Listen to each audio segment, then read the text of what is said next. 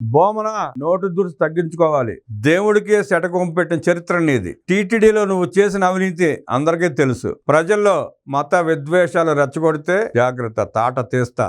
గోవుల సహజ మృతిని కూడా రాజకీయం చేస్తున్నావు. బోమన కరుణాకర్ రెడ్డి నోటు దురుస్తనం తగ్గించుకోవాలని, లేకుంటే తాట తీస్తామని రాష్ట్ర కార్మిక శాఖ మంత్రి వాసంశెట్టి సుభాష్ తీవ్ర స్థాయిలో హెచ్చరించారు. బోమన చౌకబారు రాజకీయాలు చేస్తూ తిరుమల పవిత్రతను దెబ్బతీస్తున్నారని, ఇకనైనా పద్ధతి మార్చుకోవాలని మంత్రి సుభాష్ ఆగ్రహం వ్యక్తం చేశారు. సహజంగా మరణించిన గోవుల మృతిపై చిల్లర రాజకీయాలు చేసి టీటీడీ పవిత్రతను దెబ్బతీయొద్దని హెచ్చరించారు. ఎక్కడెక్కడో చనిపోయిన గోవుల మృతి ఫోటోలను తీసుకొచ్చి ఇక్కడ అన్నట్టు చూపిస్తున్న ఈ నీచ రాజకీయాలు ఇంకా చెల్లవని, జాగ్రత్తగా ఉండాలని హెచ్చరించారు. తిరుమల తిరుపతి దేవస్థానం పవిత్రతను కాపాడేందుకు ఎన్డీఏ కూటమి ప్రభుత్వం చిత్తశుద్ధితో పని చేస్తోందన్నారు. టీటీడీ చైర్మన్ గా ఉన్నప్పుడు బోమన చేసిన అక్రమాలు, అవినీతి భక్తులకు, ప్రజలకు తెలుసు అన్నారు. ఇప్పటికైనా నోరు అదుపులో పెట్టుకోవాలని, లేకుంటే తగిన బుద్ధి చెప్పాల్సి వస్తుందని మంత్రి సుభాష్ స్పష్టం చేశారు. బోమన్ చైర్మన్ గా పనిచేసిన కాలంలో ప్లాస్మా టీవీల కుంభకోణం, తాళిబొట్ల కుంభకోణం, శ్రీవారి డాలర్ల మాయం, కరోనా సమయంలో శ్రీవారి లడ్డూలు దారి మళ్లించడం, కల్తీ నెయ్యితో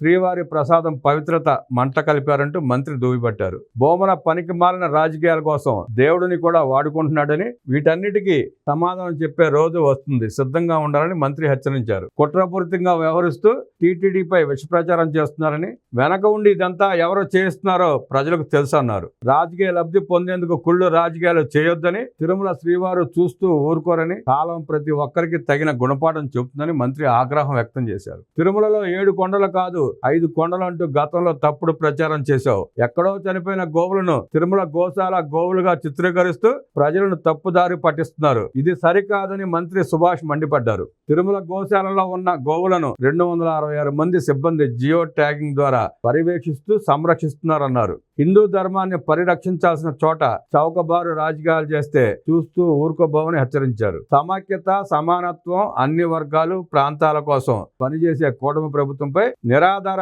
ఆరోపణలు చేస్తే పరిణామాలు తీవ్రంగా ఉంటాయని హెచ్చరించారు. భక్తులు కూడా ఈ వదంతులు నమ్మొద్దని మంత్రి సుభాష్ కోరారు.